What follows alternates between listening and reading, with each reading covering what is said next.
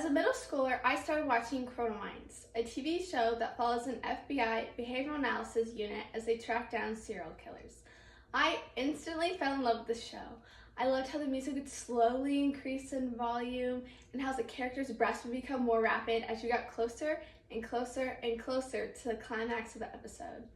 And every single time I watched an episode, I would swear I heard a noise in my room, even though I was absolutely alone.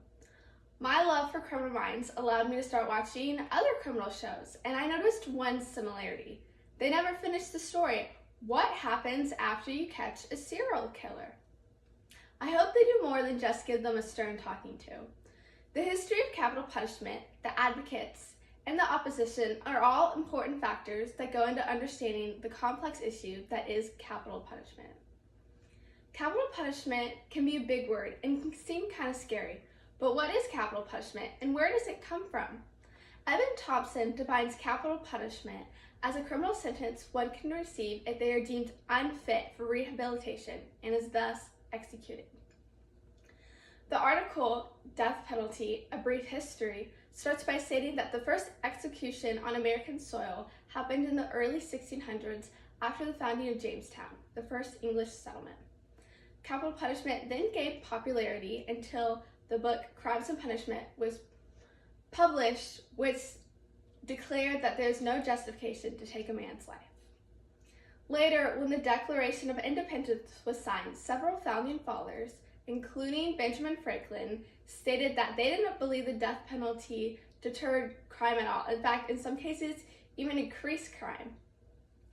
Heading into the 20th century, states began to find a more humane practice for capital punishment. They even started to limit capital punishment and in some cases even abolishing it altogether.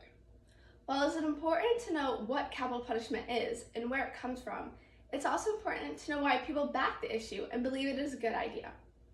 The two main reasons people believe capital punishment is right is one, the deterrence effect, and two, creating justice for the victims. BBC states that the deterrence effect is the idea that who wouldn't think twice about committing murder when the consequence for killing someone is to die oneself? I know I definitely would think long and hard about that. The book Deterrence Effect and the Death Penalty states that they found that from 1974 to 2009, as U.S. homicide rates have gone down, executions in states like Texas have gone up. Economists use this stat as evidence that supports the deterrence effect.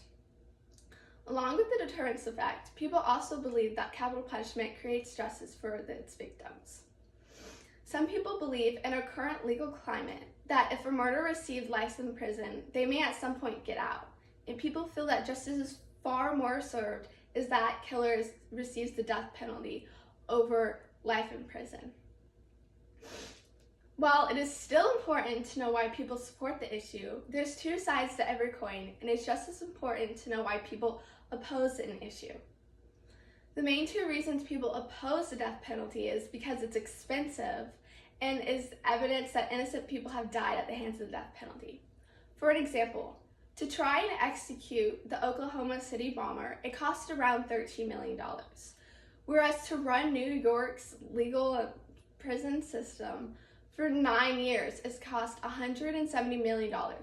To do the math for you, for New York to run its prison system for 1 year equals the same amount of cost that it costs to try and execute one man, which is kind of crazy when you think about it.